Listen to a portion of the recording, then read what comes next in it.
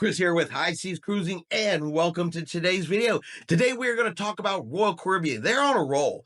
They have just announced Perfect Day in Mexico, and now they've announced another new cruise port in a very popular cruising destination. We have the grand reveal of Disney's newest cruise ship, the Disney Adventure, bound for Singapore. And finally, we're going to have a brand new cruise line, a luxury cruise line that is going to debut, but doesn't include dinner.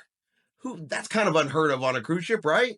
But let's get into today's cruise news. First up, we are going to talk about Disney Cruise Line's Disney Adventure, their newest cruise ship fixing to come out. Now, this cruise ship is purposely built for the Asian market. It's going to be sailing out of Singapore. That is going to be its home port. Now, this did not start off as a Disney cruise ship. Initially, this was a partially built cruise ship called the Global Dream.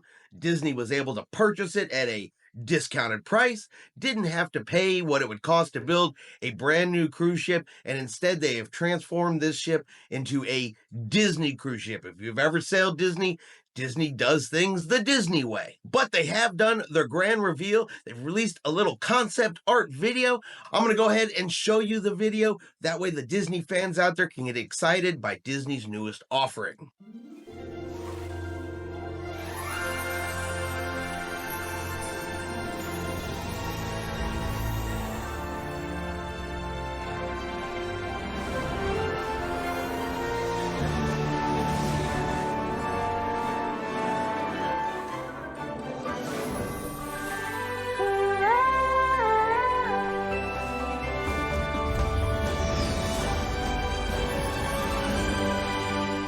Okay, now Disney Adventure is supposed to do her inaugural sailing from Singapore, December the 15th of 2025. Details on additional sailing dates will be available here this November the 14th. And bookings will open up on December the 4th here in 2024 for anybody looking to sail on the Disney Adventure. Next up, we have a brand new ultra luxury cruise line that will begin sailing in 2025, doing cruises in the Caribbean and in the Mediterranean. So the new cruise line, Vidanta World, they have bought a cruise ship. They actually purchased it back in 2017. They have been refurbishing it, redoing it, giving it all of the bells and whistles. And the ship now has a name. It is going to be Vidanta World's Elegant. It's going to be an adults-only cruise, 18 and over, and begins sailing in February of 2025. Now, this ship only has 149 cabins, can carry 298 passengers at double occupancy, has a 1-to-1 crew-to-passenger ratio, and says they have 2 times the average amount of space per passenger than your typical cruise line. Now, this ship will have 13 restaurants and bars, but what's setting it apart, and I guess what makes it a little bit different, and I guess is a step away from traditional style cruising, is the dining options. Well, they're not included in the price of your cruise fare. Now, you do get a complimentary breakfast buffet and a complimentary lunch buffet, but that's all that's included. If you want a la carte lunch, you're going to pay.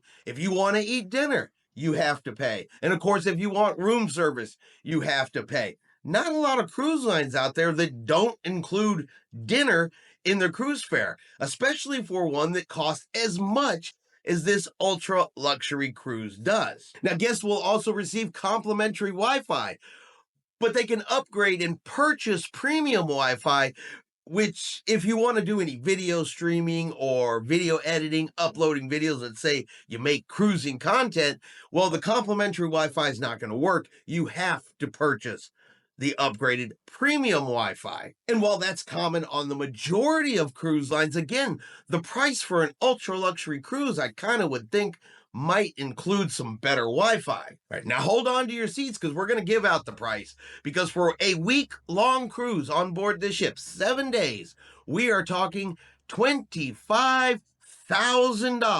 Now that is for 2 people, but that still breaks down to $1,800 per person per day. And I definitely don't have anything against ultra luxury cruise ships, but for $1,800 per person per day, 2 people could take a regular cruise on your Carnival, your Royal Caribbean, your Princess cruise lines, the whole cruise for less than $1,800, much less $1,800 per person per day. So while it is great we have a new cruise line jumping in, it's great that we have another option for cruise passengers to choose from, I can honestly say you're probably not going to see me on this particular cruise ship, not at that price point, anytime soon. And finally, we got Royal Caribbean. Now, Royal Caribbean, they have been on a roll lately, building all kinds of new cruise destinations, passenger destinations, different places and options for cruise passengers to pick from, right? We have the Beach Club in Nassau, Bahamas. That's currently under construction. You already have Coco Key. They're building a new beach club over in Cozumel, Mexico. They've just made the announcement of Perfect Day in Mexico. There's talk of another private island being built, possibly in the South Pacific. Well, now Royal Caribbean has made another announcement, another new cruise port that they are putting in, and that is going to be in Juneau, Alaska. Now you might be saying, well, Juneau, Alaska already has a cruise port. How could this be new? Well, I kind of think this is smart on Royal Caribbean's part. You know, right now, Juneau, Alaska can berth 3 cruise ships at a time. Anything more than 3 now requires ships to use tendering, causes crowding, causes traffic right there in Juneau, Alaska. Juneau's already been having proposals to reduce the number of cruise ships that are allowed to come there. So what Royal Caribbean's solution is to develop a new cruise port across the water on Douglas Island in Juneau, Alaska. Now I'll go ahead and throw up a map here real quickly so you can see Juneau, Alaska. You can see where the cruise ships already dock on the right-hand side here. Right across the way there, that is Douglas Island and the proposed area for Royal Caribbean's new cruise port. Now, plans for this cruise port include 2 floating berths. They're going to do a recreation of an 1800s local native village as the cruise port theming, which will include history, culture, art, music, and traditional foods of the time. Estimates are that this will reduce traffic and congestion in Juneau itself by almost 1/3 by them simply moving a cruise port across the water to Douglas Island. Okay, now those that are sailing on Royal Caribbean, they get off in Douglas Island. They're still going to be able to get on buses to go to excursions. They're still going to be able to walk across and go over and see Juneau. They are still going to get all of what you expect from Juneau, Alaska, all of the options and opportunities that all of the other cruise lines have. But it does have the benefit of reducing the congestion and making it easier on the infrastructure in Juneau. So it is a win-win. It's a win for Royal Caribbean and it is a win for the city that wants to possibly reduce cruise ships. And I think this is a smart move by Royal Caribbean because the number of cruise lines that are currently sailing in Alaska, you know, they have to compete for these berthings. You can only have X number of ships a day docked in a cruise port. With all of your major cruise lines wanting to go there, your Carnival, your Holland America, Celebrity, Princess, Norwegian, Royal Caribbean, all of them, it kind of makes sense that if Royal Caribbean builds its own dock, its own stop across the water, there's always a place there for Royal Caribbean ships.